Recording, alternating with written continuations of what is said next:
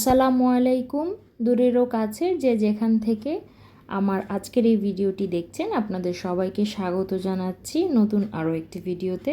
আশা করছি আপনারা সবাই অনেক ভালো আছেন, আমরাও আলহামদুলিল্লাহ ভালো আছি। ঈদের তৃতীয় দিনের ভিডিও এটি। সকাল সকাল আমার ভাবির হাতের খিচুড়ি আর ডিম ভাজা দিয়ে আমরা সকালের খাবারটা শুরু করেছিলাম এবং সকালের খাবার দাবার শেষ হওয়ার পরে আমার যেহেতু চা খাওয়ার অভ্যাস এবং এই অভ্যাসটাকে অনেকেই বদ অভ্যাস বলতে পছন্দ করেন, তবে যার কাছে যাই হোক না কেন আমার এইটা আমি বলবো যে মহা ঔষধ আমার জন্য, আমার এনার্জিকে বুস্ট করার জন্য। তো সেইটাই বানাতে গিয়েছিলাম রান্নাঘরে, আর রান্নাঘরের জানালা দিয়ে দেখলাম আমার ভাই এবং আমার হাজব্যান্ড মিলে তেঁতুল পাড়ার চেষ্টা করছেন। তো তেঁতুল পেড়েই নিয়ে এসেছেন, ভাইয়া আমাকে বললো যে একটু খেয়ে দেখো। তো আমি না টক জাতীয় জিনিসগুলো একটু কমই খেতে পারি, মেয়ে হওয়া সত্ত্বেও এই অভ্যাসটা আমার মধ্যে একটু কম। মিষ্টিটাও যেমন আমার খুব একটা বেশি পছন্দ না, টকটাও পছন্দ না, আবার খুব বেশি ঝালও খেতে পারি না। আমি আর ভাতিজি বসে বসে আন্টির শাক কাটা দেখছিলাম। তবে আমার এই আন্টির হাতের শাক বলেন কিংবা ছোট মাছ, এগুলো এত দুর্দান্ত ভালো হয়, ভীষণ ভালো হয় খেতে, চমৎকারভাবে রান্না করে আন্টি এই জিনিসগুলো। তো ভাতিজি আর আমি রান্নাঘরে তো এসেছিলাম চা বসানোর জন্য, কিন্তু সেই সময়ই ভাইয়া ডাকলো তেঁতুলের জন্য, তো চলে গিয়েছিলাম, চায়ের পানি আর বসানো হয়নি। তবে ফিরে এসে আবার এখন চায়ের পানিটা বসাবো। তবে চায়ের পানিটা বসাবো আন্টির গ্যাসের চুলাতেই। আমি আজকে ভাতিজিকে শেখাচ্ছিলাম যে কিভাবে চা বানাতে হয়, যদিও আমার ভাতিজি জানে, তবুও বলছিল যে ফুপি আমাকে আজকে একটু ভালোভাবে শিখিয়ে দাও। আর ওই দিকে আমার হাজব্যান্ডের সাথে আর ভাইয়ার সাথে ভাতিজা গিয়েছিল সম্ভবত বাহিরে, সে কিছু একটা নিয়ে এসেছে, তো বোনকে সে দেয়নি, এটার জন্য ভাতিজির আবার মন খারাপ হয়ে গিয়েছে। তো তখন আবার ভাতিজিকে পাঠানো হয়েছে, যাও তুমি তোমার পছন্দ মতো দোকান থেকে কিছু নিয়ে এসো। ভাতিজি যেমন তার জন্য চিপস কিনেছে, ভাইকেও কিছু কিনে দিয়েছে তার নিজের টাকা থেকে, তবে ভাতিজা আবার সেইটা দিতে এখন ভাতিজিকে নারাজ। তো এইগুলো নিয়েই কথা চলছিল। আর এটা হচ্ছে আন্টির রান্নাঘরটা, বাইরের যে রান্নাঘর, ওইখানে দুপুরের রান্না বান্না করছেন ভাবি, আর আমরা তো গ্যাসের চুলাতে রান্না করছিলাম। তো ভাতিজি এখন এসেছে যে আমাদের চায়ের কাপগুলো নেওয়ার জন্য, তো সেই বলল যে ফুপি আমি তোমাকে নিয়ে দিচ্ছি। ভিডিওর এই মুহূর্ত পর্যন্ত যারা আমার সাথে এখনও রয়েছেন আপনাদের সবাইকে অসংখ্য ধন্যবাদ জানাচ্ছি।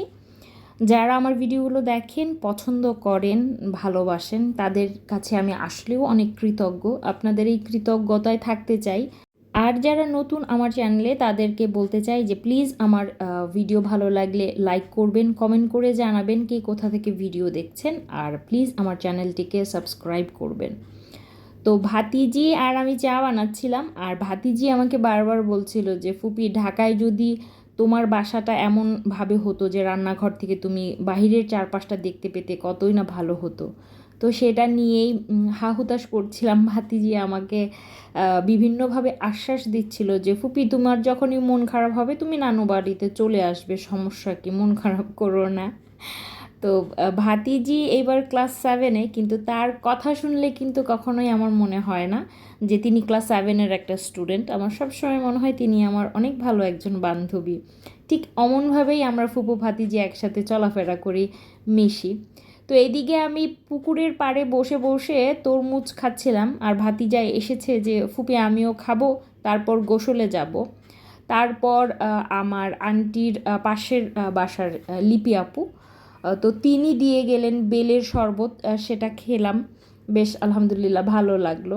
এই জিনিসটাই আমার কাছে না ভালো লাগে, আন্টির বাসাতে গেলে চারপাশের মানুষগুলো হয়তো বা ডিরেক্ট কোনো সম্পর্ক না থাকলেও তারা এমনভাবে আপ্যায়ন করবে, কথা বলবে, জিজ্ঞেস করবে, এসে মানে মতামত বিনিময় করবে, এত ভালো লাগে, আপন বোধ হয় কি বলবো, ভীষণ ভালো লাগে আমার এই জিনিসগুলোই। আর এইদিকে আমার হাজব্যান্ড, ভাতিজা, ভাতিজি সব মিলে গোসলে নেমে পড়েছে। তো আমাকে বারবার বলছিল যে তুমিও আসো, তা আমি বলছিলাম যে তোমরা গোসলটা সারো তারপরে আমি যাব। আর ভাতিজি আর ভাতিজার উচ্ছ্বাস দেখে মনে হচ্ছে ওরা জীবনে কোনো দিনও আসলে পানিই দেখেনি, এত বেশি মানে আনন্দ পাচ্ছিল। বিশেষ করে ভাতিজা তো তার ফুপাকে আঁকড়ে ধরে আছে যে সে তার ফুপার সাথেই গোসল করবে, ডুব দিবে, এমন একটা ব্যাপার। সবার গোসল যখন শেষ, এইদিকে আন্টির বাসায় আন্টির নামটা লেখা হচ্ছে, আর এই কাজটা আন্টির মেয়ের জামাই করছে।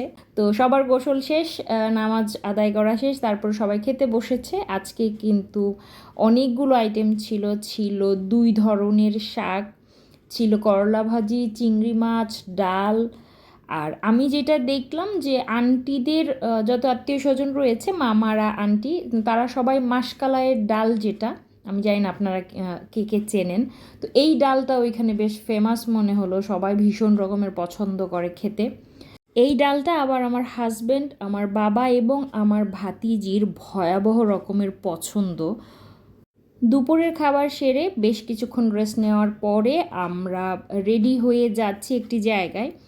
আন্টিদের বাসা থেকে খুব একটা বেশি সময় লাগে না, বেশ 10-15-20 মিনিটের একটা রাস্তা। তারপরেই মাওলানা ভাসানী বিজ্ঞান ও প্রযুক্তি বিশ্ববিদ্যালয় রয়েছে, তো সেখানেই যাওয়ার প্ল্যান করেছি।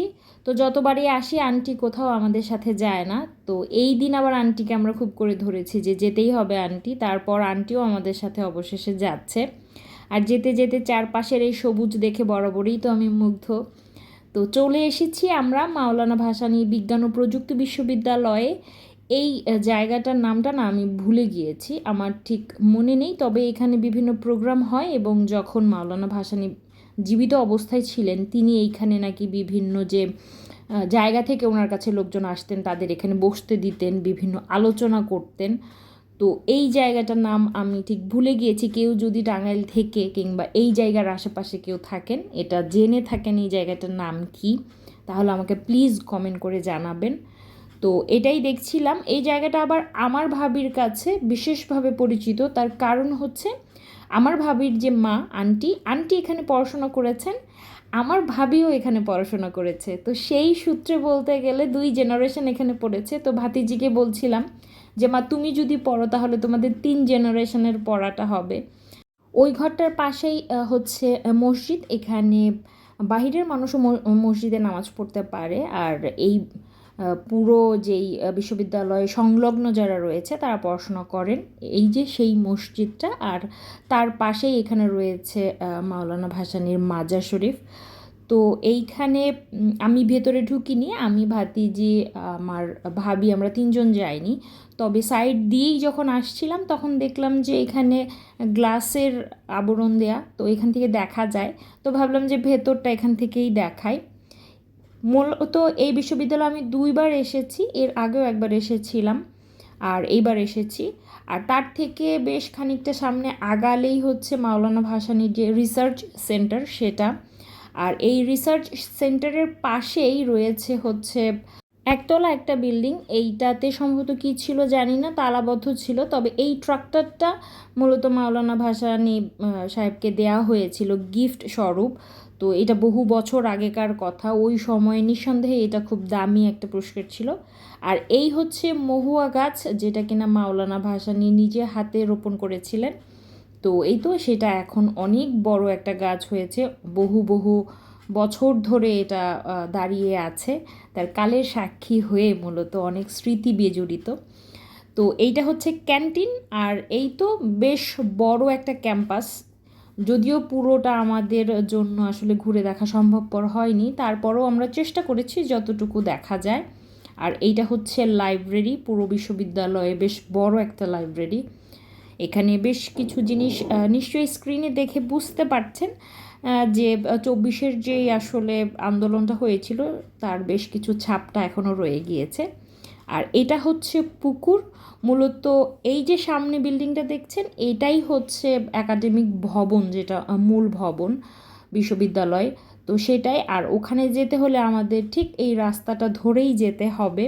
তো আমরা হাঁটছিলাম আর হাঁটতে হাঁটতে চলে এসেছি রানী পুকুর ঘাটলা নামের সেই পুকুরটাতে। তো আলপনা দিয়ে বেশ সুন্দর করে আঁকা ছিল।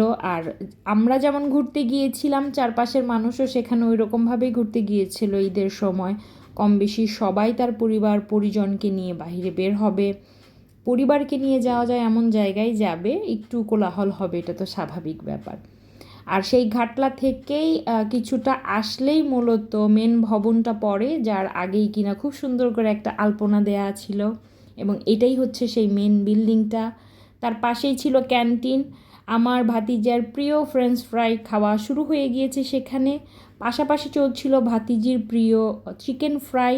আমার প্রিয় চা, আমার বাবারও চাটা তখন খুব দরকার ছিল, আমি আর আমার বাবা মিলে চা খাচ্ছিলাম।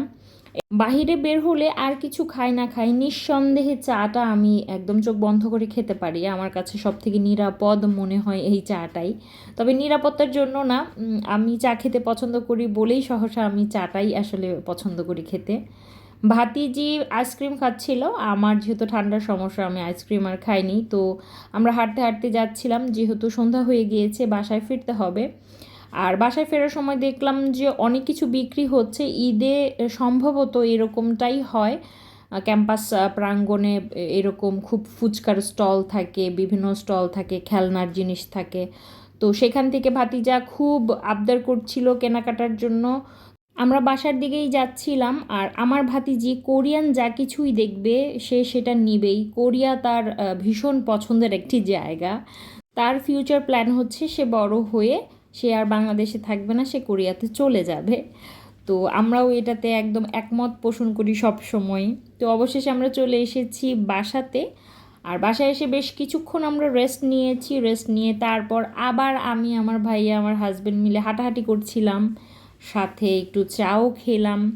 তারপর বেশ কিছুক্ষণ আবারও হাঁটলাম, মানে একদম রিল্যাক্স লাইফ যেটাকে বলে সেইটাই না আমরা একদম এনজয় করছিলাম। তো রাতে ছোট মামাদের বাসায় দাওয়াত ছিল, সেখানেই আমরা খাওয়া দাওয়া করলাম। এভাবেই কাটলো আমাদের সারাটা দিন। তো আজকের এই ভিডিওটি এই পর্যন্তই। সবাই অনেক ভালো থাকবেন। আল্লাহ হাফেজ। আসসালামু আলাইকুম।